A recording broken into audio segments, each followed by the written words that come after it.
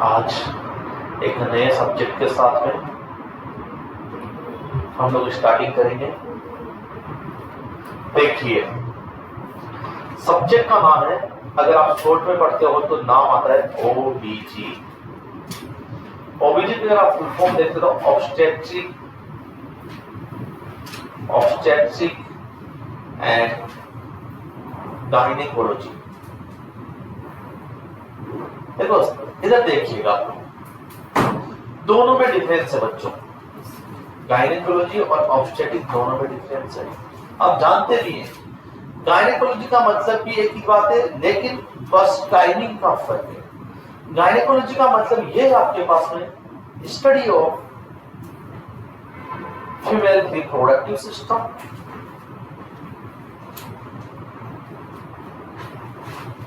System, anatomy, physiology, disorder and treatment before pregnancy. Pregnancy के पहले female reproductive system की study करना, उसमें होने वाली बीमारी की स्टडी करना, उनके सिम्टम्स की, उनके इलाज की, उनके डायग्नोस की स्टडी करना गायनेकोलॉजी में काउंट होता है। कहने का मतलब फीमेल के रिप्रोडक्टिव सिस्टम की आप स्टडी कर रहे हो बिफोर प्रेगनेंसी। इससे पहले बताओ, बिफोर प्रेगनेंसी आप फीमेल के रिप्रोडक्टिव सिस्टम की अगर स्टडी करते हो, बिफोर प्रेगनेंसी आप फीमेल के रिप्रोडक्टिव सिस्टम की अगर आप लोग स्टडी करते हो तो वो क्या कहलाता है बच्चों? गायनेकोलॉजी। क्या कहलाता है बताओ? गायनेकोलॉजी। समझा आप लोग? अगर आप यही फीमेल रिप्रोडक्टिव सिस्टम की स्टडी आप लोग आफ्टर प्रेगनेंसी, ड्यूरिंग प्रेगनेंसी के दौरान करते हो तो वो क्या कहलाता है? ऑब्स्टेट्रिक। ऑब्स्टेट्रिक में क्या करते हो आप लोग? ये प्रेगनेंसी और प्रेगनेंसी रिलेटेड डिसऑर्डर, प्रेगनेंसी के टाइम पे रिप्रोडक्टिव सिस्टम या बॉडी में क्या क्या चेंजेस होते हैं, सारी चीज आप ऑब्स्टेट्रिक में पढ़ते हो। मतलब प्रेगनेंसी से रिलेटेड जो भी स्टडी आप लोग करेंगे वो सारी की सारी किसमें जाएगी? ऑब्स्टेट्रिक में। किसमें जाएगी? आपने देखा भी होगा, दो प्रकार की आपके पास में डॉक्टर्स होती है, एक तो ऑब्स्टेट्रिशियन होती है, एक तो कौन होती है? ऑब्स्टेट्रिशियन। एक क्या होती है? गायनेकोलॉजिस्ट। क्या होती है बताओ? आगे बात समझ। आप प्रेगनेंसी रिलेटेड अगर कोई चीजें दिखवाते हो तो वो किसको दिखवाते हैं? ऑब्स्टेट्रिशियन को। और आपके नॉन प्रेगनेंसी रिलेटेड कोई चीजें हो जाती है रिप्रोडक्टिव सिस्टम के अंदर, वो किसे दिखाई जाती है? गायनेकोलॉजिस्ट। किसको देखने को दिखाई जाती है? समझे यहां तक बात को आप लोग? अरे कर लेंगे डिफरेंशिएट। चलिए बच्चों, तो देखो हम लोग यहाँ पर एक बार रूपरेखा तैयार करेंगे कि किस तरीके से एक हम लोग पायलट स्टडी तैयार करेंगे। क्या तैयार करेंगे? आपने देखा पायलट किसे कहते हैं ना, पढ़ा था आप लोगों ने, मैंने बताया था आप लोगों को कि एक ब्लूप्रिंट तैयार किया जाता है, एक समरी तैयार करते हैं हम लोग, है ना। तो देखो किस तरीके से हम लोग पढ़ेंगे बच्चों। देखो हम लोग पहले गायनेकोलॉजी पढ़ेंगे। गायनेकोलॉजी में क्या पढ़ेंगे आप लोग बच्चों? पहले आप लोग पढ़ेंगे फीमेल रिप्रोडक्टिव सिस्टम के बारे में। फीमेल रिप्रोडक्टिव सिस्टम जिसमें आप लोग पढ़ेंगे एक्सटर्नल रिप्रोडक्टिव ऑर्गन्स और इंटरनल रिप्रोडक्टिव ऑर्गन। आगे बात समझें, इनकी एनाटॉमी पढ़ेंगे, क्या क्या फंक्शन है वो सारी चीजें पढ़ेंगे आप लोग।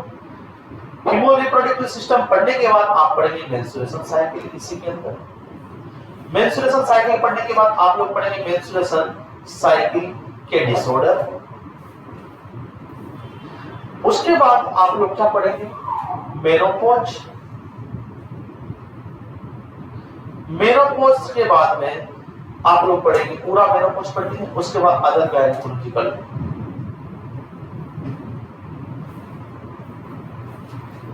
डिसऑर्डर आप पढ़ेंगे, उनके इलाज पढ़ेंगे। ये आपके पास में गायनिक होगी।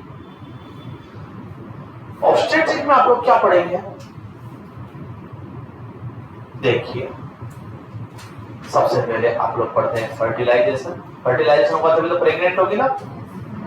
सबसे पहले फर्टिलाइजेशन।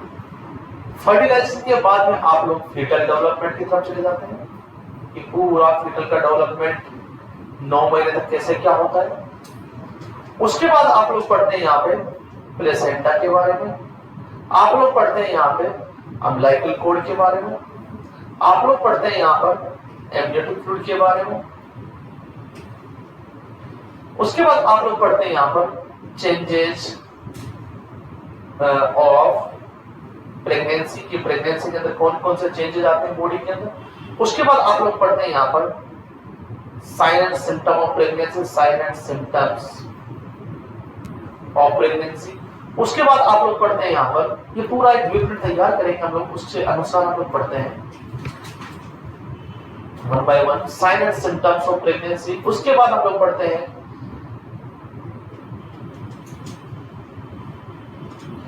Diagnosis of pregnancy. उसके बाद हम लोग पढ़ते हैं प्रोसीजर ऑफ प्रेगनेंसी, कि प्रेगनेंसी में कौन कौन से प्रोसीजर किए जाते हैं। उसके बाद आप लोग पढ़ते हैं पेल्विक।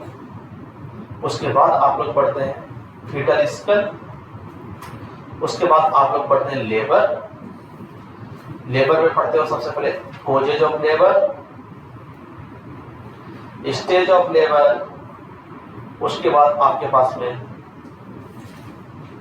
Mechanism of labour. उसके बाद आपके पास में मैनेजमेंट ऑफ लेबर। उसके बाद आप पढ़ते हैं प्यूरपेरियम,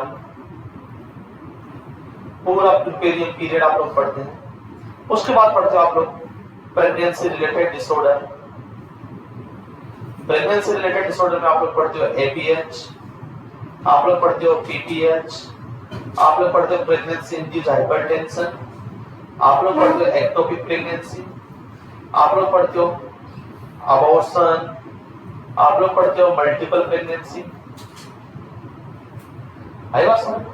ये सारी चीजें आप लोग पढ़ते हो और लास्ट में पढ़ते हो आप लोग medication of obstetrical medication, obstetrical medication जो कि आपकी ओबीसी के अंदर काम आती है। ये सारे टॉपिक एक बड़ा सब्जेक्ट है, एक अच्छा सब्जेक्ट है, आप लोग बहुत अच्छे से समझ सकते हो इसको। बहुत अच्छा सब्जेक्ट है, एक बड़ा सब्जेक्ट है।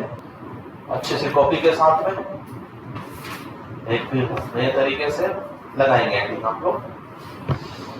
ऑब्स्टेट्रिक, गायनेकोलॉजी, ओबीजी लगाएंगे ऊपर।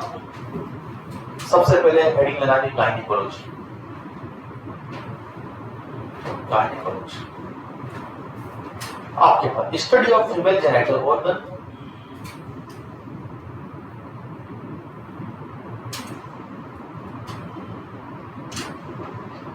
study of female genital organ, structure function disorder before pregnancy, structure function disorder before pregnancy। Clear mind के अंदर ऑब्स्टेट्रिक। अगली बात study of pregnancy and pregnant related disorder, study of pregnancy and pregnancy related disorder। आगे बात समझ में। एक next आपके पास है मिडवाइफरी। एक और मिडवाइफरी भी देखते हो आप लोग, है ना। मिडवाइफरी ये क्या होता है देखो, care of pregnant lady and newborn care provider. आप लोग मिडवाइफरी का मतलब यहां पर क्या होता है, care of pregnant lady and care of newborn. या फिर अगर डायरेक्ट आपको हो तो मिडवाइफरी का मतलब केयर प्रोवाइडर, वह व्यक्ति जो क्या देता है, केयर देता है। आगे बात समझ, उस मिडवाइफरी कहेंगे। तो लिखिए आप लोग मिडवाइफरी का मतलब केयर ऑफ प्रेग्नेंट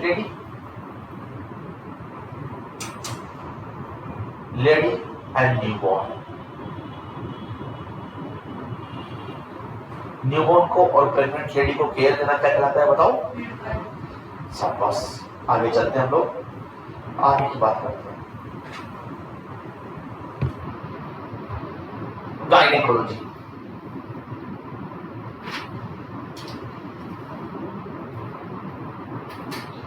गायनेकोलॉजी आपके पास देखो, सबसे पहले स्टार्ट करते हैं गायनेकोलॉजी में बच्चों। हम लोग स्टार्ट करते हैं फीमेल रिप्रोडक्टिव सिस्टम। क्या स्टार्ट करेंगे बताओ? मेल रिप्रोडक्टिव सिस्टम पढ़ के आगे ना आप लोग? अरे पढ़ लिया आपने? फीमेल रिप्रोडक्टिव सिस्टम स्टार्ट करेंगे। आपको पता है फीमेल रिप्रोडक्टिव सिस्टम को दो भागों में डिवाइड किया गया है। जो हम आंखों से देख सकते हैं वो एक्सटर्नल जेनिटल ऑर्गन, और जब हम आंखों से नहीं देख सकते, जो अंदर की साइड में होते हैं, उनको बोलते हैं इंटरनल जेनिटल ऑर्गन।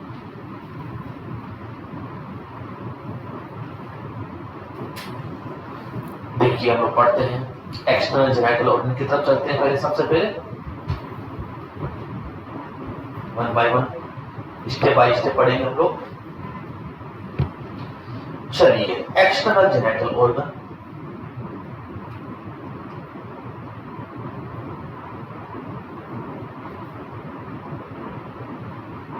आपके पास देखिए बच्चों, आप लोग जब एक्सटर्नल जेनिटल ऑर्गन को देखते हैं तो सबसे पहले आपकी नजर एक एडिपोस टिश्यू से बने हुए हेड पेड़ पे पड़ती है, जिसपे हेयर फॉलिकल्स होते हैं, जिसको मॉन्स प्यूबिस कहते हैं। उसके बाद आपके पास में दो लिप्स, होठों की तरह के दो स्ट्रक्चर होते हैं। बाहर की साइड लेबिया मेजोरा, जिसपे भी क्या होते हैं? हेयर फॉलिकल्स होते हैं। क्या होते हैं? हेयर फॉलिकल्स होते हैं। अंदर की साइड में एक और लिप्स होते हैं, लिप लाइक स्ट्रक्चर, जिसको लेबिया माइनोरा कहेंगे। आई बात समझ में? और ऊपर से लेके एक नीचे तक एक यहाँ पर देखो बंद एरिया बनता है, इस तरीके से ट्रायंगुलर बनता है। यहाँ से लेकर आपके पास ऊपर से लेकर नीचे तक एक ट्रायंगुलर शेप एक स्ट्रक्चर बनता है, जिसे हम लोग फोरचेट कहते हैं। क्या कहते हैं बताओ? मैं लिखाऊंगा, इसे आप लोग टेंशन ना ले। अभी फोरचेट, और इस फोरचेट के अंदर आपको दो ओपनिंग नजर आती है, एक तो यूरेथ्रा एंड एक जो है vaginal orifice. Urethra and vaginal orifice. Vaginal orifice के ऊपर एक triangular elevated highly sensitive part होता है, जिसको क्लाइटोरिस कहते हैं। क्लाइटोरिस। वेजाइनल ऑरिफिस के ऊपर एक मेम्ब्रेन पाई जाती है, पतली बिल्कुल, जिसे हाइमन कहते हैं। जब आप इंटरनल जेनिटल ऑर्गन की बात करें बच्चों, तो आप देखेंगे इंटरनल जेनिटल ऑर्गन को आपके पास में इस तरीके का, ये आपके पास में इंटरनल जेनिटल ऑर्गन वेजाइना से स्टार्ट होते हैं। ये वेजाइना, उसके बाद यूट्रस, उसके बाद आपके पास फैलोपियन ट्यूब, फैलोपियन ट्यूब,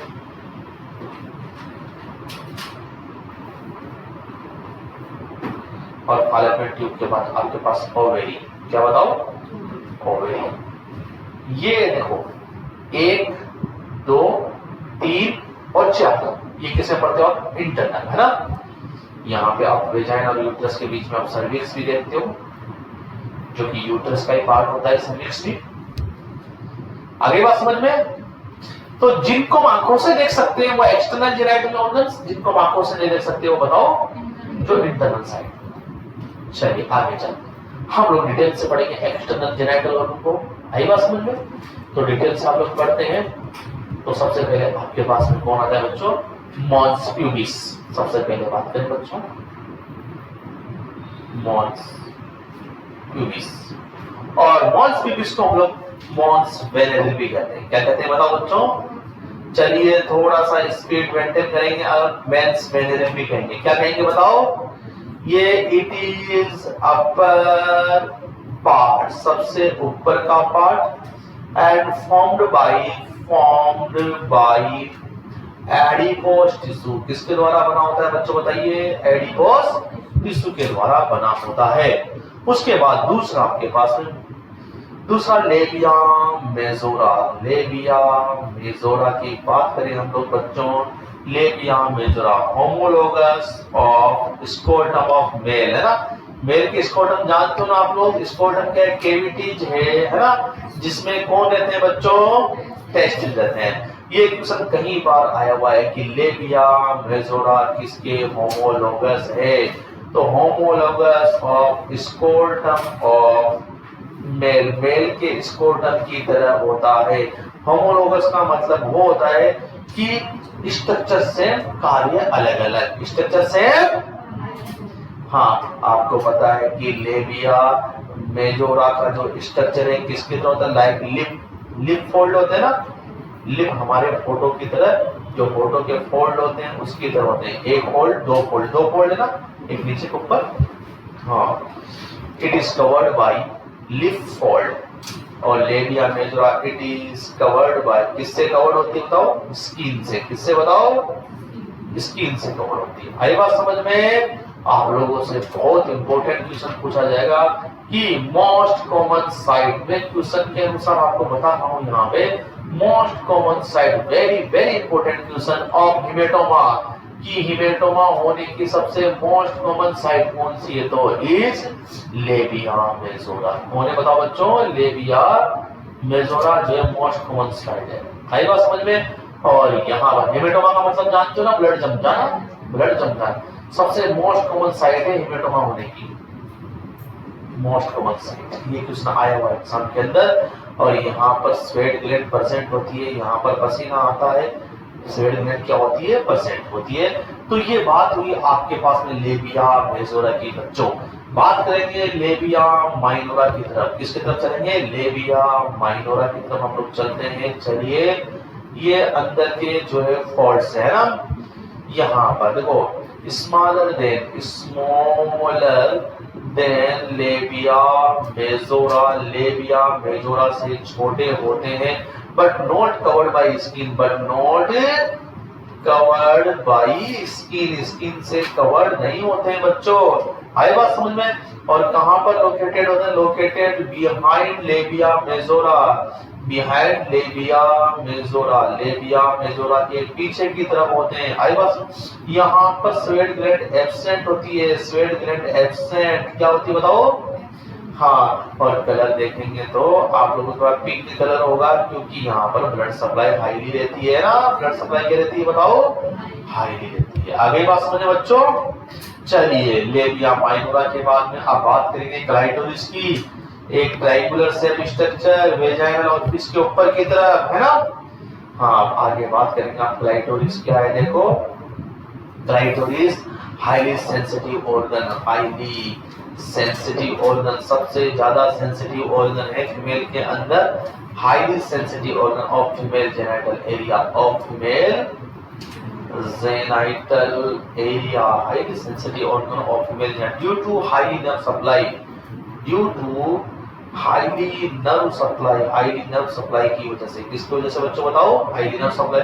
और very very important question, it is homologous, कहीं बाहर आया, किसके ऊपर? किसकी तरह? ये ग्लांस पेनिस की तरह।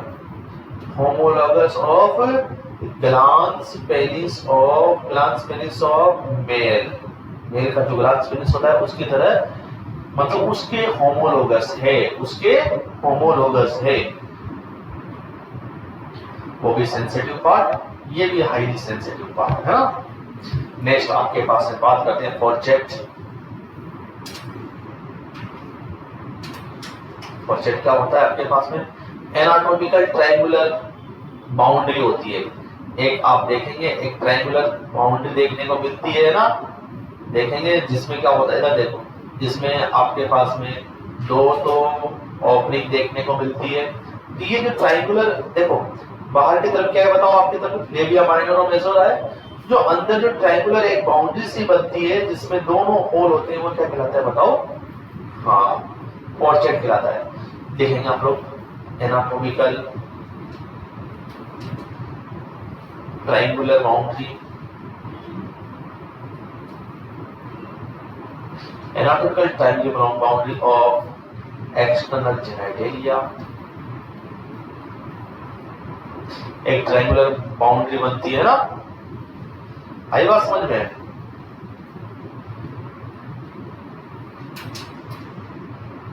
अब अरे देखो मेरी बात ध्यान से सुनिए, देखिए इधर देखिए बच्चों, मैं आपको समझा देता हूं, आप समझेंगे। देखो मैं आपको थोड़ा सा समझा देता हूं यहाँ पे तो समझ जाएंगे आप। इधर देखिए, देखो आपके एग्जाम में आते हैं क्वेश्चन, एक तो फोर्चिड एक वेस्टिब्यूल, दो वर्ड है आपके पास। इधर देखिएगा, यहाँ पर क्या देखो, एक बार देखेंगे आप लोग, जैसे ये आपके पास मॉन्स प्यूबिस हो गया, ये लेबिया मेजोरा हो गया, ये लेबिया माइनोरा हो गया, और यहाँ पर लेबिया माइनोरा की जो फोल्ड है नीचे की तरफ आके मिलता है, ये जहां पर आके मिलती है ये फोर्चिड हो जाता है। क्या हो जाता है बताओ बच्चों? फोर्चिड। अब ये जैसे फोर्चिड मिल जाता है तो ऊपर से नीचे तक एक ट्रायंगुलर बाउंड्री बनती है। क्या बनती है बताओ? ऊपर से नीचे की तरफ आप लोग देखेंगे इस तरीके की ट्रायंगुलर बाउंड्री बनेगी ऐसी। और यहाँ पर इधर देखो, यहाँ पे क्या होगा, ऊपर की तरफ यहाँ पर मॉन्स प्यूबिस होगा, यहाँ पे लेबिया मेजोरा और माइनोरा है ना, और माइनोरा आके कहाँ पे मिलेगी? यहाँ पे आके मिल जाएगी। और इस ट्रायंगुलर में क्या होगा बताओ? होल होंगे ना। तो जो ट्रायंगुलर बनता है आपको बता दूं, एक मिनट के लिए आप बिल्कुल क्लियरली इसको हटा दें, मैं फोर्चिड हटा दें थोड़ी देर के लिए। क्लियरली आप देखेंगे ट्रायंगुलर जो बाउंड्री बनती है इसको वेस्टिब्यूल कहेंगे। क्या कहेंगे बताओ? और जहां पर आपके ट्रायंगुलर बाउंड्री का देखो, ये लेबिया माइनोरा एक दूसरे से जहां पर मिल रही है, आई बात समझ, लेबिया माइनोरा जहां पर आकर मिलती है वो क्या कहलाता है? फोर्चिड। क्या कहलाता है बताओ? लेबिया माइनोरा एक दूसरे से जहां पर आकर मिलती है वो क्या कहलाता है बताओ? फोर्चिड कहलाता है। इस तरीके से दोनों आकर मिलती है वो फोर्चिड कहलाता है। समझ गए आप लोग बात को? क्लियर है? चलिए, तो देखो आपके पास में जो ट्रायंगुलर बाउंड्री बनी है वेस्टिब्यूल है, और वेस्टिब्यूल में देखो कितनी ओपनिंग पाई जाती है। क्वेश्चन कई बार पूछा गया, opening of vestibule, opening of vestibule. अब आपको कितने सर हमें दो दिखाई दे रही है, अभी देखिएगा आप लोग। देखो क्या क्या होता है, देखो इसके अंदर ये इंपोर्टेंट टॉपिक है और यहां से पूछा गया क्वेश्चन भी है बच्चों। देखो ओपनिंग ऑफ वेस्टिब्यूल, ये तो आप जानते हैं कि एक तो यूरेथ्रा है ना, एक तो यूरेथ्रा की ओपनिंग होती है, ये भी आप जानते हो। ये भी आप जानते हो कि सर एक वेजाइनल ओरिफिस होता है, ये भी आप लोग जानते हो। ये दो तो आप जानते हो। उसके अलावा खुद कितनी ओपनिंग होती है? एक तो बार्थुलिन ग्लैंड होती है। क्या होती है बताओ? बार्थुलिन ग्लैंड की ओपनिंग भी यही देखने को मिलेगी आपको। बार्थुलिन ग्लैंड की ओपनिंग आपको यही देखने को मिलेगी। बार्थुलिन ग्लैंड आप लोगों ने मेल रिप्रोडक्टिव सिस्टम में भी पढ़ी बच्चों? अरे पढ़ी थी नहीं पढ़ी थी? और एक होता है आपके पास साइनिक ग्लैंड। कौन से बताओ? साइनिक ग्लैंड। दो आपके पास। आगे बात सुनिए, जो बार्थुलिन ग्लैंड होती है, ध्यान से सुनिएगा मेरी बात को बच्चों, ये अगर आप एक्चुअल में देखेंगे, वैसे तो हम कहेंगे कि सर ये उस ट्रायंगुलर में आके खुलती है, लेकिन आप एक्चुअल में देखेंगे तो ये वेजाइनल ओरिफिस में खुलती है। Open in vaginal orifice, open in vaginal orifice, open in vaginal orifice. और जो साइनिक ग्लैंड होती है वो आपके पास में open in urethra, open in urethra. आई बात समझ में?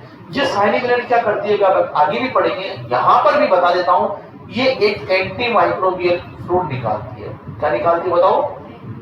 एंटी माइक्रोबियल फ्लूइड निकालती है, जो कि महिलाओं को प्रिवेंट करता है यूटीआई से। किससे बताओ? प्रिवेंट फ्रॉम यूटीआई होने से रोकता है महिलाओं के अंदर, क्योंकि एंटी माइक्रोबियल है, जो भी इंफेक्शन वगैरह जाएगा उसको मारने का काम करेगा। अरे बात समझे नहीं समझे बच्चों? तो साइनिक ग्लैंड कहां पर खुलती है बताओ? आगे बताओ? यूरेथ्रा। कहां पर खुलती है बताओ बच्चों? यूरेथ्रा के अंदर। कहां पर खुलती है बताओ? यूरेथ्रा के अंदर। समझे बात को या नहीं समझे? अरे समझे? अब देखो आपके पास बार्थुलिन ग्लैंड की बात करें, ये भी बहुत इंपॉर्टेंट है एग्जाम की दृष्टि से। बार्थुलिन ग्लैंड की आप बात करेंगे तो आपके पास में देखिएगा, सबसे पहली चीज ओपन इन वेजाइनल ओरिफिस, एक तो वेजाइनल ओरिफिस में खुलेगी, आई बात समझ में?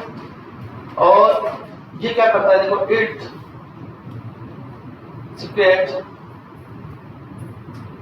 एल्केलाइन फ्लूइड, ये पता भी आप लोगों को, वहां पर भी निकालता था कि एल्केलाइन फ्लूइड, अरे वहां पर भी निकालता था ना, बार्थोलिन ग्लैंड वहां पर भी एल्केलाइन फ्लूइड निकालती थी, मेल में, मेल रिप्रोडक्टिव सिस्टम के अंदर भी। ये किसकी तरह काम करता है? It work as lubricant. किसकी तरह काम करता है बताओ? और ये सेक्सुअल इंटरकोर्स को आसान बनाता है, फ्रिक्शन को कम करता है सेक्सुअल इंटरकोर्स के दौरान। आगे बात समझ में? अरे क्या करता है बताओ? हाँ, आगे बात समझ, किसकी तरह काम करता है? लुब्रिकेंट की तरह। अरे बात समझ में आई? और लुब्रिकेंट की तरह काम कर रहा है तो क्या काम करेगा बताओ? इसका फंक्शन क्या रहेगा? ये फ्रिक्शन को कम करता है। सेक्स लिख लेंगे आप लोग, decrease friction, decrease friction during sexual intercourse. एक काम तो ये करता है बच्चे। दूसरा काम क्या करता है? देखो आपको पता है, देखो इधर देखो, ये कहां पर आके खुलती है? आपको पता है ये वेजाइना है, और ये वेजाइना की यहाँ पे आके खुलती है। कौन बताओ? Bartholin gland. अब क्या निकालती है बताओ? Alkaline fluid. और आपको पता है कि स्पर्म भी कहां क्या एजुकेट होते हैं? वेजाइना में। और स्पर्म का भी जो पीएच क्या होती है? एल्केलाइन। सुनना मेरी बात को, समझ जाएंगे। और ये भी कौन सा फ्लूइड निकाल रही है? एल्केलाइन। आई बात समझ? जबकि वेजाइना की पीएच क्या होती है? एसिडिक। तो जब स्पर्म आप वेजाइना में जाएंगे तो स्पर्म मर सकते हैं एसिडिक पीएच से। क्या हो सकते हैं? तो इन स्पर्म को और ज्यादा एल्कलाइन बनाने के लिए भी ये फ्लूइड काम करता है, क्योंकि एसिडिक पीएच क्या कर सकती है? एल्कलाइन को खत्म कर देगी ना। तो इनको इतना एल्कलाइन कर दिया जाता है स्पर्म को कि ये वेजाइना की जो एसिडिक पीएच है इस पे काम ही नहीं कर पाती, इफेक्ट ही नहीं डाल पाती। वेजाइना की पीएच इस पे इफेक्ट ही नहीं डाल पाएगी। तो दूसरा काम क्या होगा? एक काम तो क्या होगा? फ्रिक्शन को कम करने का। दूसरा, it increase alkalinity of semen. Semen की एल्कलिनिटी को बढ़ाता है, जिससे कि जो है स्पर्म मरे नहीं, क्योंकि एसिडिक पीएच तो स्पर्म को मार देगी ना। वेजाइना की पीएच एसिडिक होती है, लेकिन जब स्पर्म आएंगे तो बार्थोलिन ग्लैंड वेजाइना के पीएच को क्या कर देगी? एल्कलाइन कर देगी। चलिए, इसके बाद आगे चलते हैं हम लोग। आप लोगों ने देखा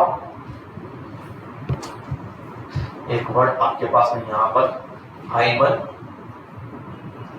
हाइमन क्या होते हैं? थिन मेम्ब्रेन होती है, थिन मेम्ब्रेन। किसके ऊपर? वेजाइनल ऑफिस के ऊपर। आई बात समझ में? जो कि फीमेल वर्जिनिटी का इंडिकेशन है, फीमेल वर्जिनिटी का इंडिकेशन माना गया है। चलिए आगे बात करते हैं हम लोग। एक्सटर्नल जेनिटलिया चल रहा है आपके पास में। आगे चलते हैं हम लोग, आगे बात करते हैं पेरिनियम की। किसकी बात करेंगे बताओ? ये नाम यहाँ पर पढ़ना बहुत जरूरी है ना, क्योंकि जब एक्सटर्नल जेनिटल ऑर्गन की बात करते हैं तो पेरिनियम जरूर आता है वहां पे। पेरिनियम देखेंगे आप लोग बच्चों। देखो, पेरिनियम को दो भागों में डिवाइड किया गया, मैं समझाऊंगा आपको दिखा के भी। एक तो एनाटॉमिकल पेरिनियम, एनाटॉमिकल पेरिनियम, और आप जब बात करेंगे ऑब्स्टेट्रिक के अंदर तो वहां पर ऑब्स्टेट्रिकल पेरिनियम काम आएगी। तो आप लोग जानते हो पेरिनियम। देखो, सबसे पहली चीज देखिए आपके पास में, देखो जब आप ऑब्स्टेट्रिकल पेरिनियम की बात करते हैं तो वो सारा एरिया एक्सटर्नल जेनिटल ऑर्गन का जो कि आपके लेबर में इन्वॉल्व होता है, वो सारा एरिया जेनिटल ऑर्गन का जो लेबर में इन्वॉल्व होता है ऑब्स्टेट्रिकल पेरिनियम कहलाता है। क्या कहलाता है? और कहां से लेके कहां तक का एरिया जो है आपके लेबर में इन्वॉल्व होता है, तो आप कहेंगे सर वेजाइनल ऑर्पिस से लेकर एनस तक की जो सारा एरिया है वो जो है इन्वॉल्व होता है लेबर के अंदर। आपको पता है एनस तक का सारे मां की जो मसल्स है उनमें रिलैक्सेशन होता है। अगर मान के चलो वेजाइनल ऑर्पिस नहीं पूरे तरीके से डायलेट नहीं हो पाती सर्विक्स, तो हम वहां पे कट भी लगाते हैं ना, एपिसियोटोमी करते हैं। तो यहाँ पर ध्यान रखिएगा, आपको मेनली ऑब्स्टेट्रिकल पेरिनियम ही काम आएंगे आपके जब ऑब्स्टेट्रिक पढ़ेंगे आप लोग। तो स्पेस बिटवीन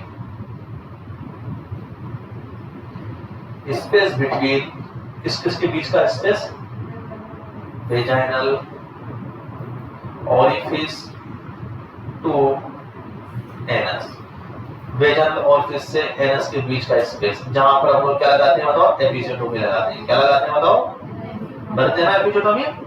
जबकि एनाटॉमिकल पेरिनियम क्या है बच्चों, एनाटॉमिकल पेरिनियम का मतलब ये है, इधर देखिए मेरी तरफ देखो, एनाटॉमिकल पेरिनियम का मतलब ये है कि वो जो एरिया है वो किससे बना है।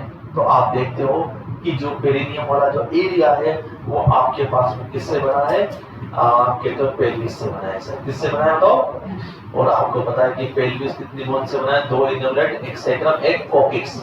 तो एनाटॉमिकल पेरिनियम किस से बना है, ये बॉडी एरिया है। कैसा एरिया है बच्चों बताओ, इस बॉडी एरिया को एनाटॉमिकल पेरिनियम कहते हैं, और इसके अंदर आती है 2 इनोमिनेंट बोन।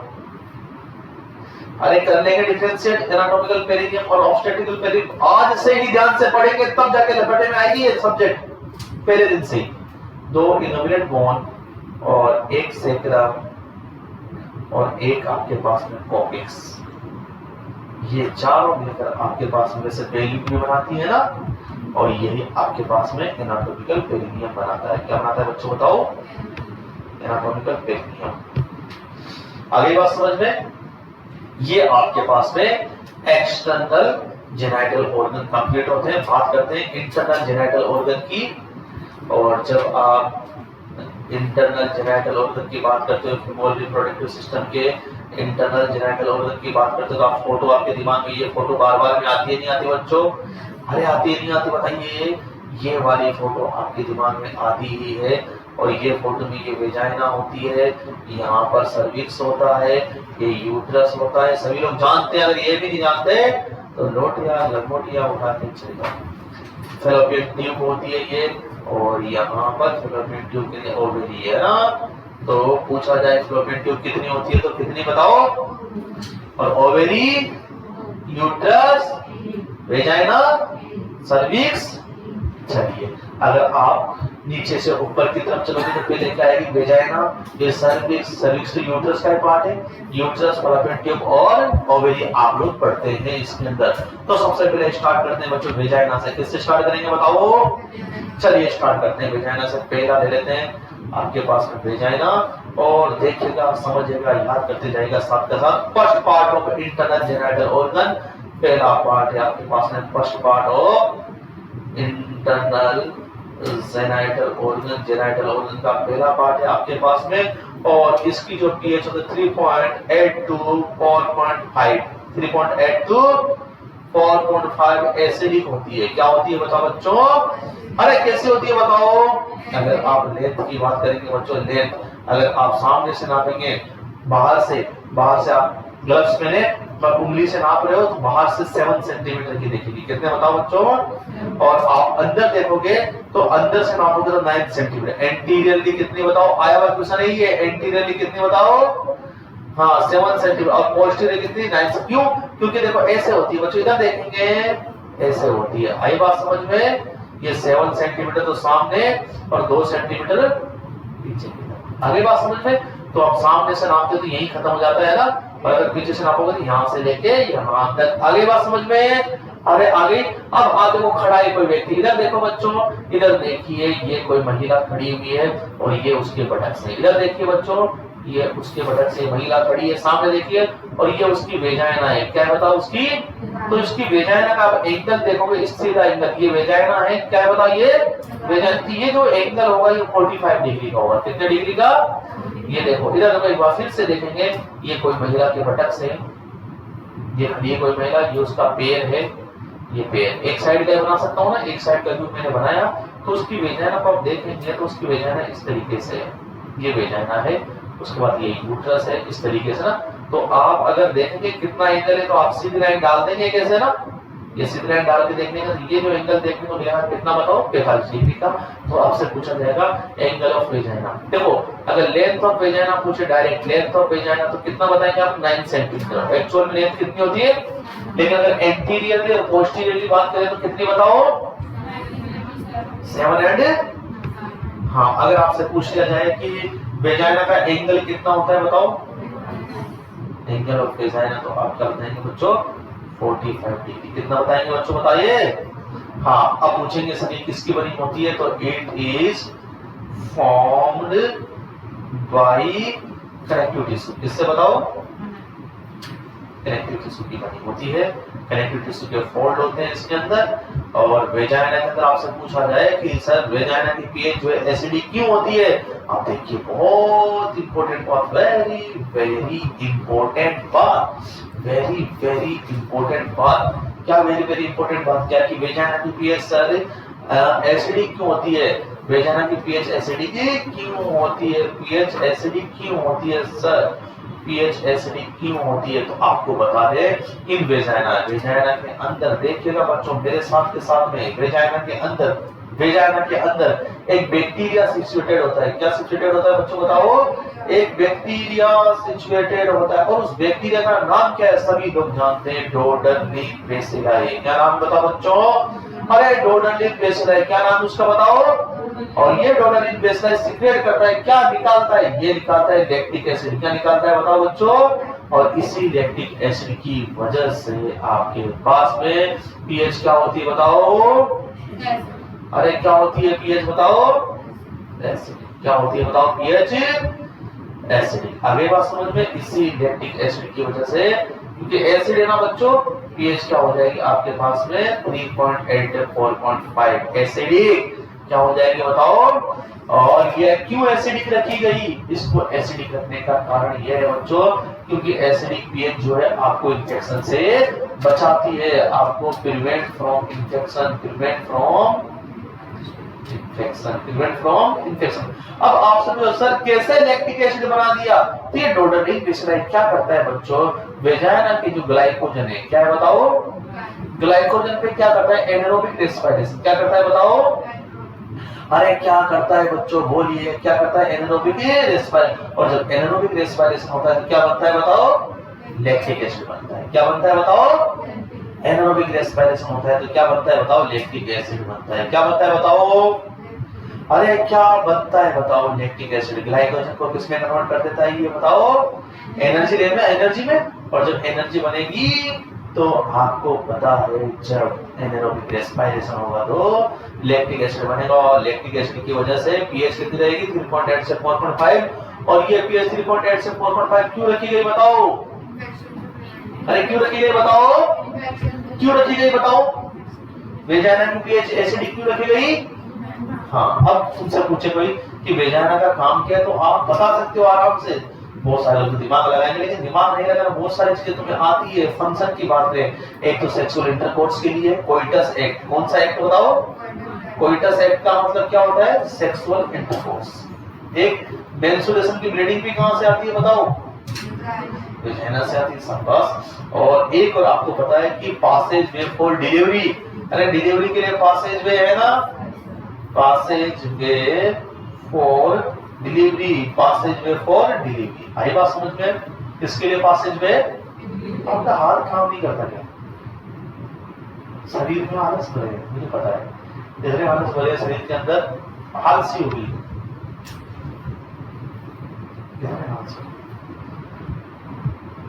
ये भी अगर तुम्हें याद करना पड़े कि वेजाइना का क्या क्या काम है, रट रहा है बैठ के coitus act, coitus act, coitus act, तो हो गया उसका काम पूरा में। अगर ये भी तुम्हें याद नहीं है तो आप छोड़ सकते हो।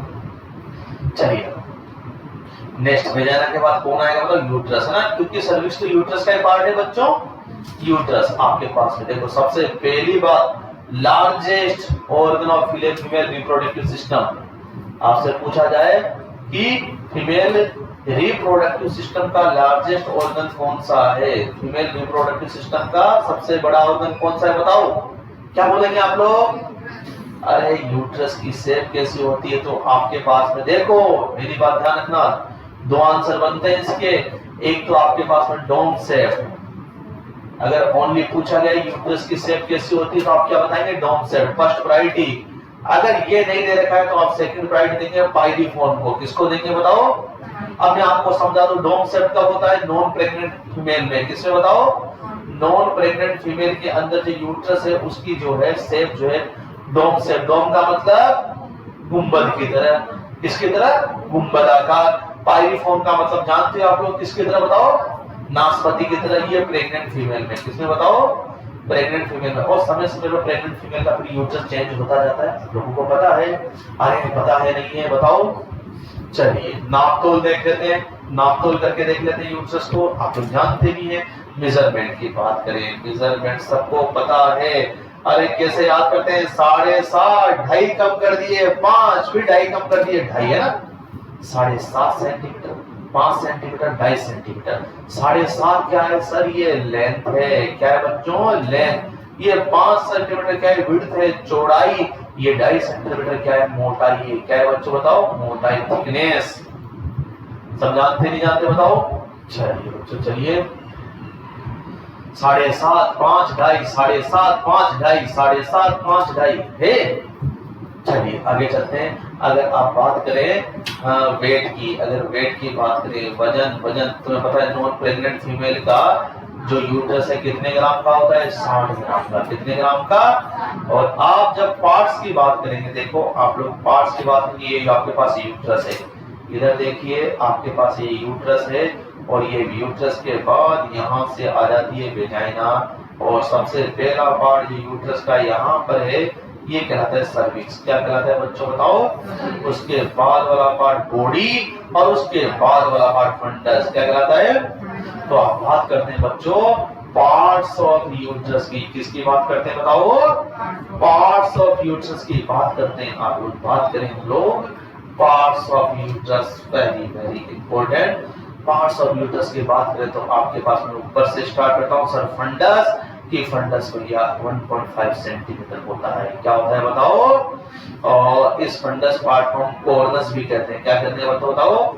कॉर्नस। क्योंकि ये देखो कॉर्नुआ भी कहते हैं, कॉर्नस भी कहते हैं, कॉर्नुआ। ये देखो ये फंडस वाला पार्ट किससे जुड़ता है बताओ? फॉलोपियन ट्यूब से। किससे बताओ?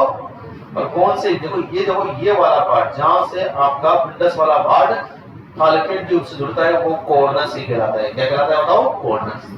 आगे बात समझ में? जहां से फंडस फॉलोपियन ट्यूब से जुड़ता है क्या कहलाता है बताओ? हाँ, आगे बात समझ में? और इधर देखो एक और बात बताऊं, जहां से आपका यूट्रस वेजाइना से जुड़ता है या सर्विक्स से जुड़ता है। इधर देखो जहां पे आपका, ध्यान से समझिएगा, ये वेजाइना है, ये यूट्रस है, ये आपस में जुड़ रहा है। तो वेजाइना को सर्विक्स से जोड़ने वाला या वेजाइना को यूट्रस से जोड़ने वाला जो पार्ट है उसको स्टेमस कहते हैं। क्या कहते हैं बताओ? क्या कहते हैं? तो आप बता देंगे कॉर्नस किसे कहेंगे, स्टेमस किसे कहेंगे? तो यूट्रस का पहला पार्ट आपके पास फंडस है। कौन सा है बताओ? फंडस। दूसरा पार्ट आपके पास बॉडी है, और सबसे बड़ा पार्ट कौन होता है बताओ? बॉडी होता है। 3.5 सेंटीमीटर लार्जेस्ट पार्ट। कौन सा पार्ट? और आप देखेंगे जब आप लोग पढ़ेंगे ऑब्स्टेट्रिक तो इम्प्लांटेशन भी यहीं पे होता है, बॉडी के अंदर ही। इम्प्लांटेशन भी कहाँ होता है बताओ? अरे इम्प्लांटेशन भी कहाँ होता है बताओ? और तीसरा आपके पास में सर्विक्स। सर्विक्स 2.5 सेंटीमीटर, 2 पॉइंट, सबसे सॉफ्ट पार्ट, सबसे सॉफ्ट पार्ट। आगे बात समझ में? अरे बात समझे नहीं समझे बच्चों? समझ गए? अरे बोलो बोलो। Fundus, body and cervix. 3.5 centimetre body सबसे लार्जेस्ट पार्ट है यूट्रस का, सबसे बड़ा पार्ट है। इम्प्लांटेशन यहीं पे होता है। इम्प्लांटेशन इससे लेके क्यों लिख रहे हो? अपनी मर्जी से लिखो ना, जो मैं बोल रहा हूं उसके अनुसार।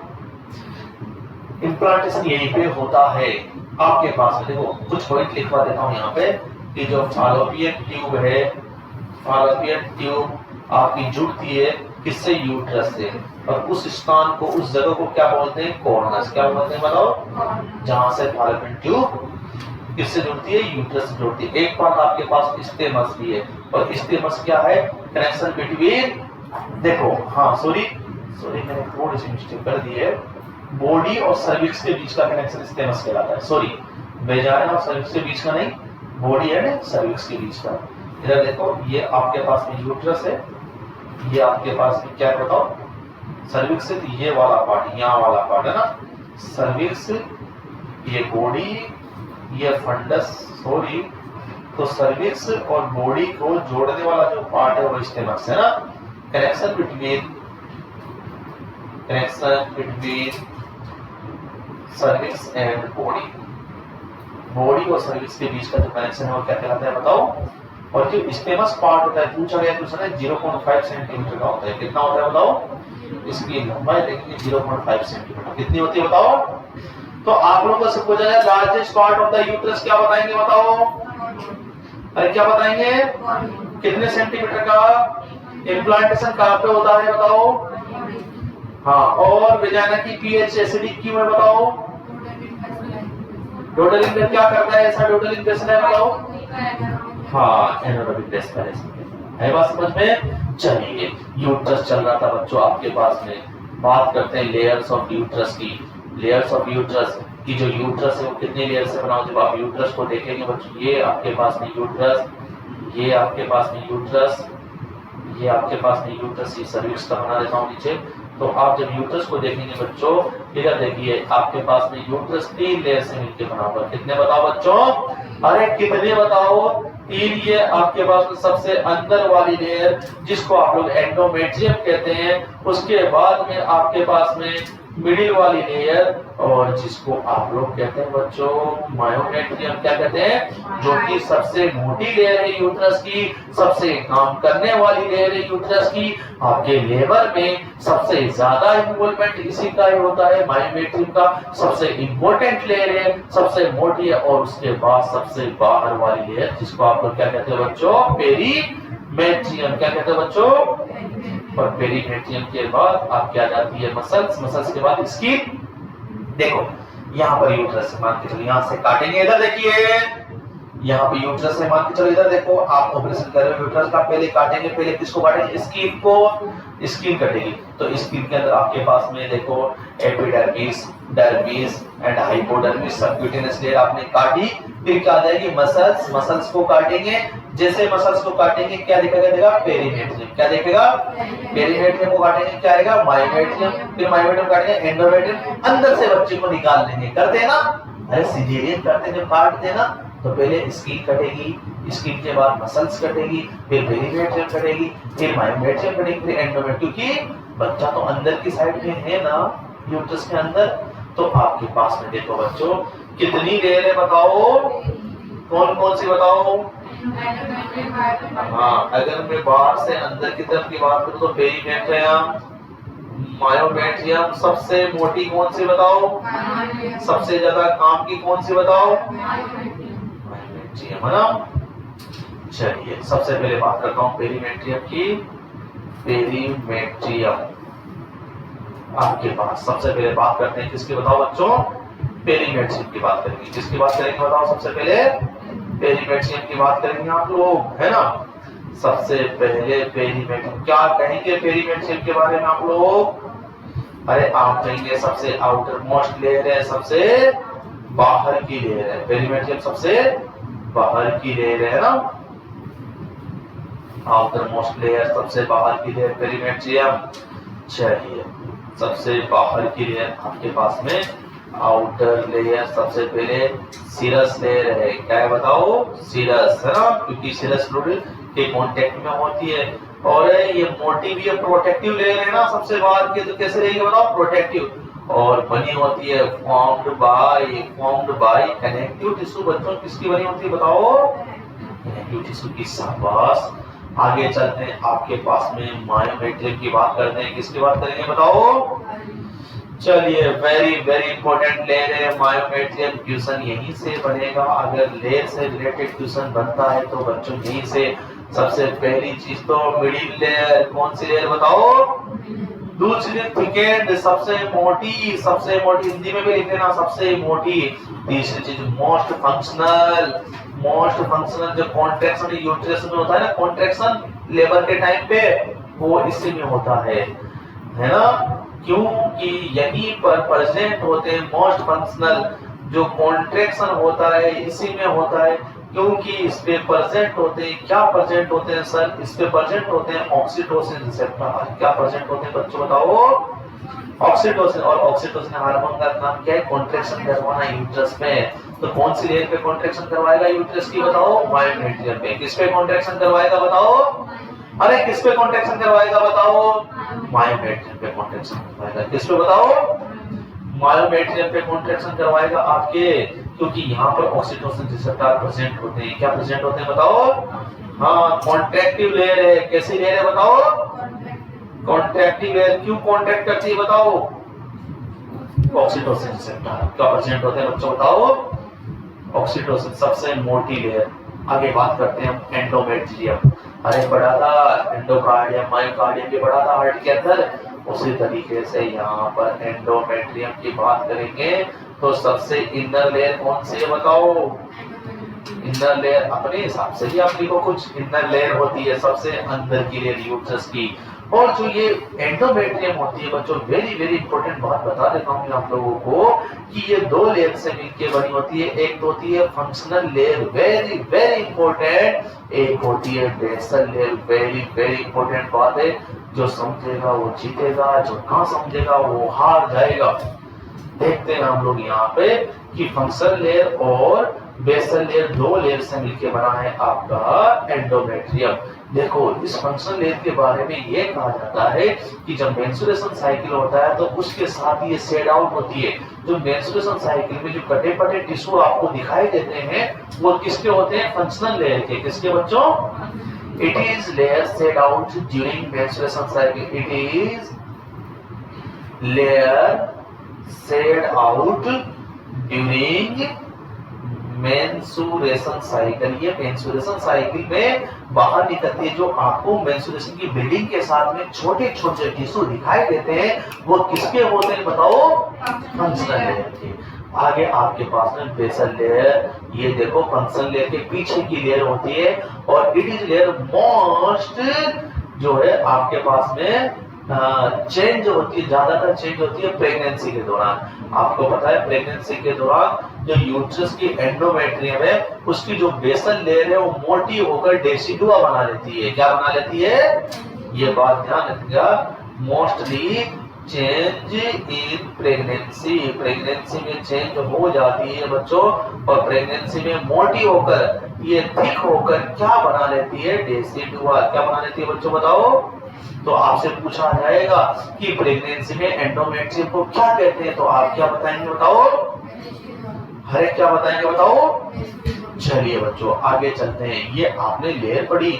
आगे बात करते हैं हम लोग पोजीशन ऑफ यूट्रस की कि आप किसी महिला का यूट्रस देखेंगे तो उसकी पोजीशन आपको कैसे देखने को मिलेगी?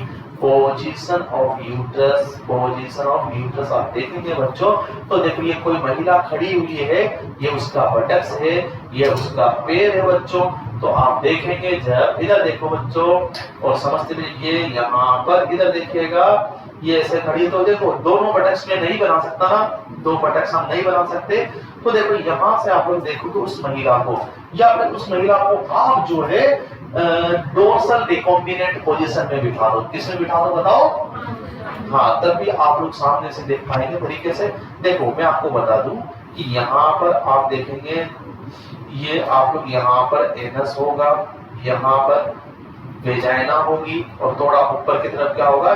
यूरेथ्रा। ये होता है इस तरीके से आप देखेंगे। देखो एनस, यहाँ पर वेजाइना और यहाँ पर यूरेथ्रा आप देखेंगे। देखो तो यहाँ पर यूरेथ्रा का तो किससे होगा कनेक्शन बताओ?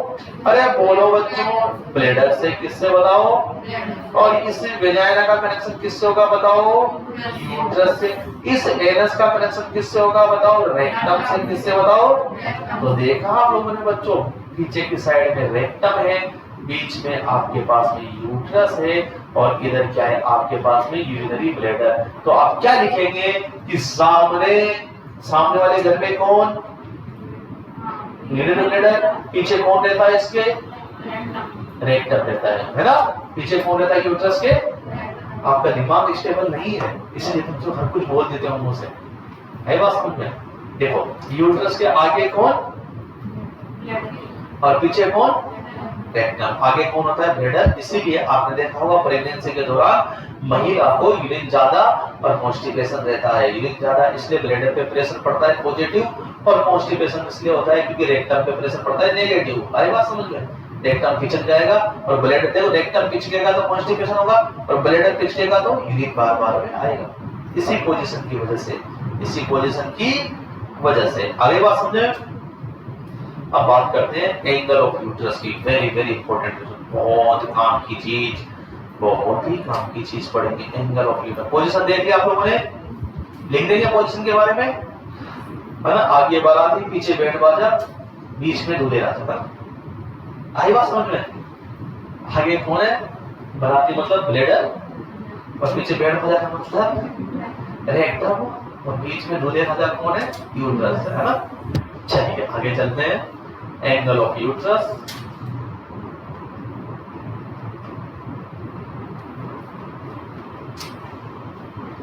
चलिए एंगल ऑफ यूट्रस की देखो आपके पास में यहाँ पर आप बहुत ही ज्यादा इंपॉर्टेंट पॉइंट है, बहुत ही ज्यादा, जितना इंपॉर्टेंट लगाए उतना कम। दो एंगल आप देखते हैं, एक तो एंटीवर्टेक्स, एक एंटीफ्लेक्शन। देखिएगा बच्चों, वेरी वेरी इंपॉर्टेंट बात है ये, एंटीवर्टेक्स एंड एंटीफ्लेक्शन। इधर देखिएगा, देखिए एंटीवर्टेक्स का मतलब ये है कि आपके, देखो ध्यान से समझिएगा, सर्विक्स और बॉडी के बीच का एंगल, ये आपके पास, इधर देखिए ये आपके पास में सर्विक्स है, और जब सर्विक्स और बॉडी को देखेंगे तो आपको इस तरीके का देखने को मिलेगा। ये सर्विक्स और ये बॉडी, किसकी बॉडी बताओ?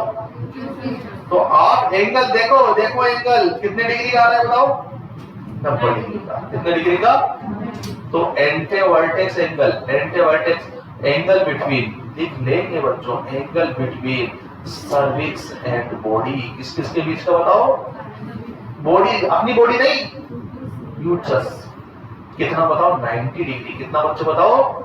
और एंटीफ्लेक्शन का मतलब होता है खुद यूट्रस का यूट्रस के साथ एंगल। ये देखो, इधर देखो, ऐसे देखेंगे आप लोग, ये यूट्रस है सर्विक्स, तो यहाँ पर भी एक एंगल बनेगा, यहाँ पर है ना, थोड़ा सा यूट्रस पीछे की तरफ घुमा होता है। किधर घुमा होता है बच्चों बताओ?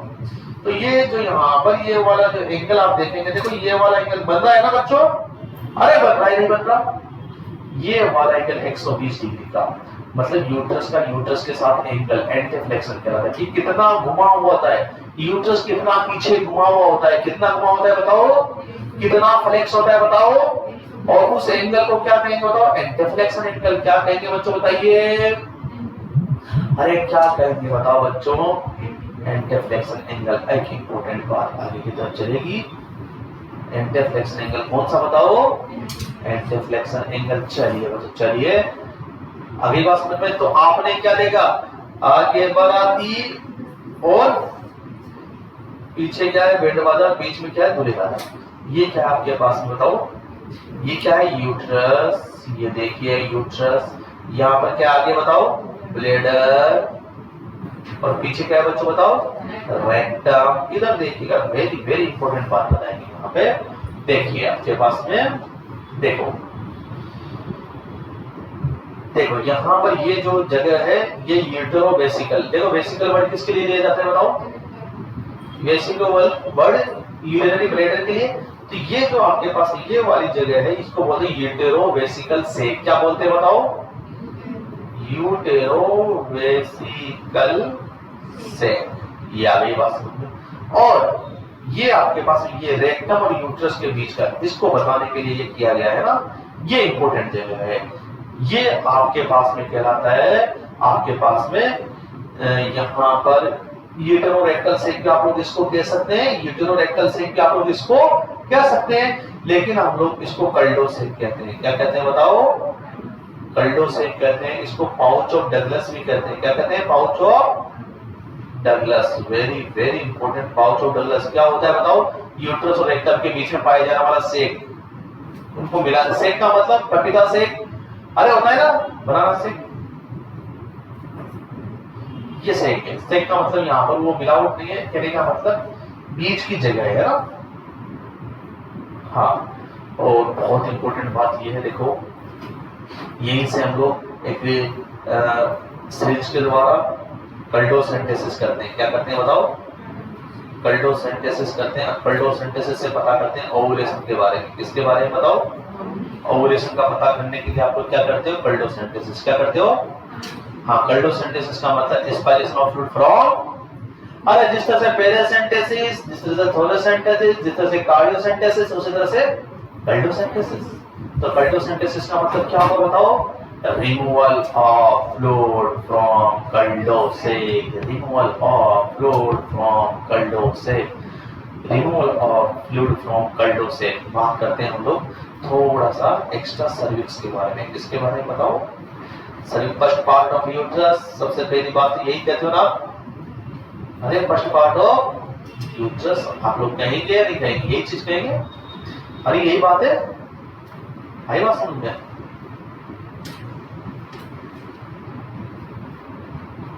देखो अब जब देखो आप देखिए इधर देखो बच्चों, ये आपके पास यूट्रस है, इधर देखो, और यूट्रस का जो पहला भाग है इस तरीके का, ये वाला पार्ट ये सर्विक्स है। क्या है बच्चों बताओ? सर्विक्स के फोल्ड भी होते हैं, और ये वेजाइना है। क्या बताओ बच्चों? जब आप देखो इधर देखो, जब सर्विक्स को देखेंगे, ये देखो मैं सर्विक्स को यहाँ पर ले लेता हूँ, ये आपके पास में सर्विक्स थोड़ा बड़ा करके मैंने दिखाया आप लोगों को, दिख रहा है आप लोगों को। तो जो बाहर वाला पार्ट होता है सर्विक्स का, एक्टो सर्विक्स कहलाता है। क्या कहलाता है बच्चों बताओ? और जो अंदर वाला पार्ट है वो एंडो सर्विक्स। क्या कहलाता है बच्चों बताओ? क्या कहलाता है बताओ? Endo cervix. आई बात समझ में? अरे बात समझ में आई। और इधर देखो, यहाँ पर आप घुमा के देखेंगे, थोड़ा सा घुमा के यहाँ से वेजाइना स्टार्ट होगी। क्या स्टार्ट होगी? ये वेजाइना। ये क्या है बताओ बच्चों? वेजाइना। और यहाँ पर जो स्पेस है, इधर देखो, space between ectocervix and vagina. Ectocervix space ये बहुत बड़ा है, space between ectocervix and vagina. Vagina और एक्टो सर्विक्स के बीच का जो स्पेस होगा, वेजाइना और एक्टो सर्विक्स के बीच का जो स्पेस होगा, उसे आप कहेंगे फोर्निक्स। क्या कहेंगे बच्चों बताओ? अरे क्या कहेंगे बताओ? हॉर्लिक्स नहीं, हॉर्लिक्स नहीं, फोर्निक्स। क्या कहेंगे? फोर्निक्स। चलिए हमने कह दिया फोर्निक्स। आप लोगों से पूछा जाएगा कि कितने फोर्निक्स होते हैं टोटल? तो टोटल 4 स्पेस होते हैं, 4 फोर्निक्स। पूछा गया उसने कौन कौन से सर? कि सर एक तो सामने की तरफ होगा, एंटीरियर एक होगा, फिर एक कहां पर होगा? पोस्टीरियर सर एक होगा। आपको बताइए एक एक होंगे, जबकि लेटरल कितने होंगे बताओ? 2 है ना। लेटरल कितने होंगे? एक पीछे एक आगे, और लेटरल कितने होंगे? 2, क्योंकि 2 दीवारें हैं ना। ठीक है ना। लेटरल कितने होंगे बताओ? 2 फोर्निक्स। फोर्निक्स किसे कहते हैं? स्पेस बिटवीन ये वाला, यहाँ पर जो स्पेस है किस किस के बीच में बताओ? हाँ, वेजाइना और एक्टो सर्विक्स के बीच में। वेजाइना और एक्टो सर्विक्स के बीच का जो स्पेस है वो क्या है? फोर्निक्स है। क्या है बताओ? फोर्निक्स।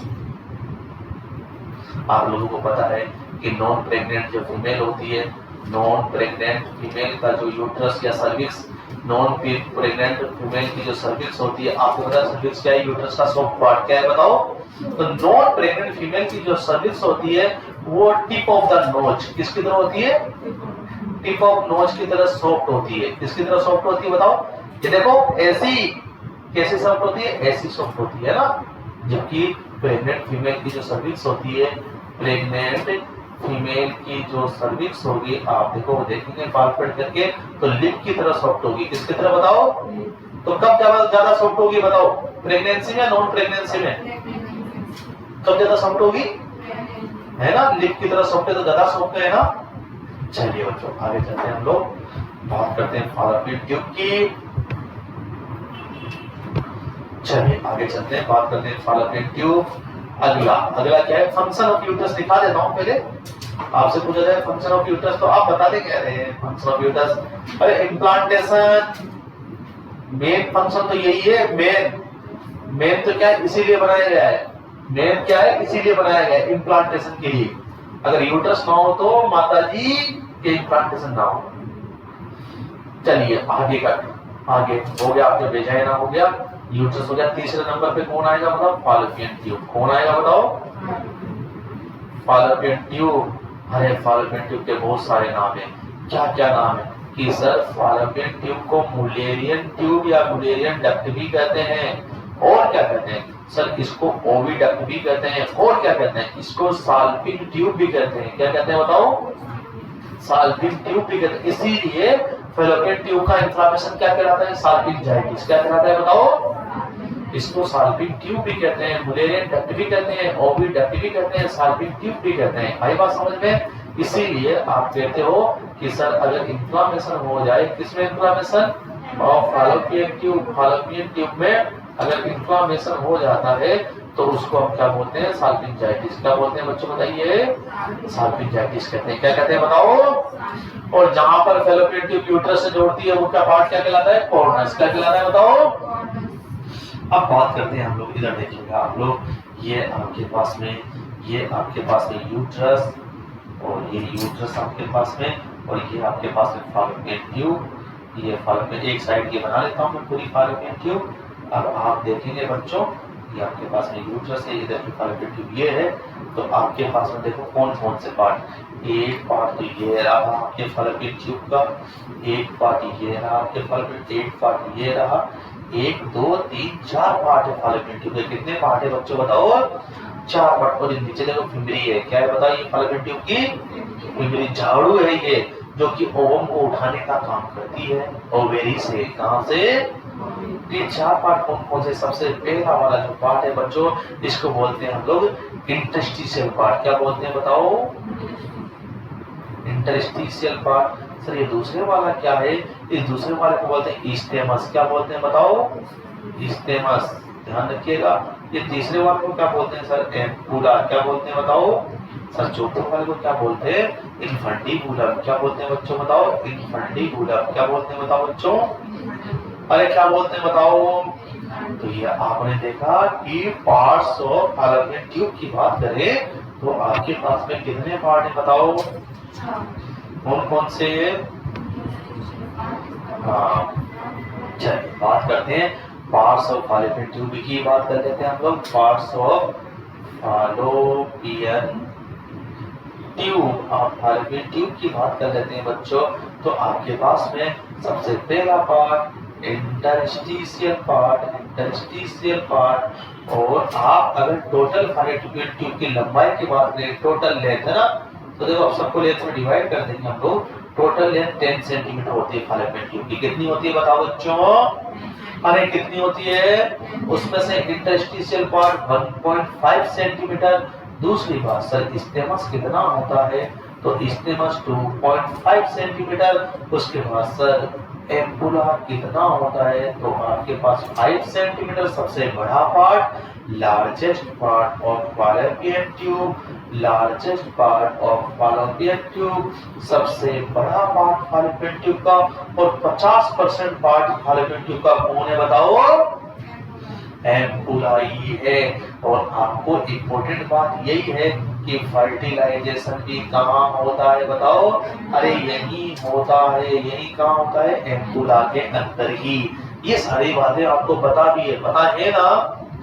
अरे फर्टिलाइजेशन भी कहाँ होता है बताओ? एम्पुला में ही होता है। फर्टिलाइजेशन का मतलब क्या है बताओ?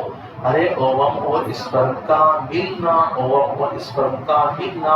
अगला है इन्फंडिबुलम। क्या बताओ? इन्फंडिबुलम। लास्ट पार्ट है 1.5 सेंटीमीटर का। लेकिन देखो आप लोगों से सवाल करे जाएंगे। देखो पहले मैं लिखा देता हूँ, उसके बाद कुछ इंपॉर्टेंट चीजें लिखाऊंगा मैं आपको। बात करते हैं, ये तो पार्ट्स हो गए बच्चों। Internal structure of fallopian tube, internal structure of fallopian tube.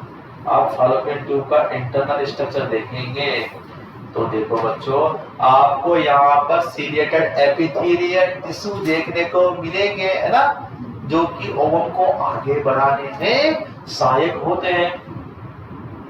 Ciliated, ये आया हुआ क्वेश्चन है बच्चों कई बार। सीलिएटेड, ऊपर वाले ने बहुत सोच समझ के बनाई है चीज। Ciliated epithelial tissue. और क्यों बनाया गया है सीलिएटेड एपिथेलियल टिश्यू बताओ? ओवम को मूवमेंट कराने के लिए। किसको मूवमेंट कराने के लिए? आप लोगों से पूछा जाएगा कि फैलोपियन ट्यूब का अंदर का एनवायरनमेंट कैसे ओवम को मूवमेंट कराने के लिए फेवरेबल होता है, क्योंकि वहां पर क्या है बताओ? सीलिएटेड एपिथेलियल टिश्यू का बना होता है। इसलिए क्या प्रेजेंट होती है बताओ? सीलिया। क्या प्रेजेंट होती है? और सीलिया जैसे मूवमेंट करेगी, ओवम भी क्या करेगा बताओ? मूवमेंट करेगा। अरे देखा है ना आपने फोटो, वो वीडियो भी देखा होगा, यूट्यूब वगैरह पर चलता रहता है। अंडा आगे चलता है ना, जो सीलिया उसको आगे बढ़ाती रहती है, सीलिया उसको। हाँ तो देखो आपको बताते, देखो अगर देखो इंपॉर्टेंट पॉइंट देखेंगे। अगर किसी फीमेल के इंटरनल रिप्रोडक्टिव सिस्टम में अगर टीबी होती है, ट्यूबरकुलोसिस, तो सबसे ज्यादा फॉलोपियन ट्यूब में होता है, ये बात ध्यान रखना। सबसे ज्यादा ट्यूब जो है टीबी कहाँ होती है? फॉलोपियन ट्यूब में, सबसे पहली चीज। दूसरी बात आप लोग को बता दे कि अगर एक्टोपिक प्रेगनेंसी जानते हो ना बच्चों आप लोग, क्या होता है एक्टोपिक प्रेगनेंसी? ऐसी प्रेगनेंसी जिसमें इम्प्लांटेशन जो है यूट्रस को छोड़ के और कहीं पर भी हो जाता है, एक्टोपिक प्रेगनेंसी कहलाता है। एक्टोपिक प्रेगनेंसी सबसे ज्यादा फॉलोपियन ट्यूब में होती है। और पूछेगा सर फॉलोपियन ट्यूब में भी कहां पर? एम्पुला में। कहां पर बच्चों? ये लो साहब, आई बात समझ में? कि एक और बात कि यहाँ पर सीलिया को मूवमेंट कौन करवाता है? सीलिया मूवमेंट क्यों होती है? सीलिया मूवमेंट इसलिए होती है क्योंकि सीलिया पर ऑक्सीटोसिन रिसेप्टर पाए जाते हैं बच्चों। क्या पाए जाते हैं बताओ? ऑक्सीटोसिन रिसेप्टर की वजह से इनमें क्या होता है? कॉन्ट्रैक्शन होता है। क्या होता है बताओ? और ये क्या करते हैं? मूवमेंट करते हैं। समझ में आ गई बात? चलिए,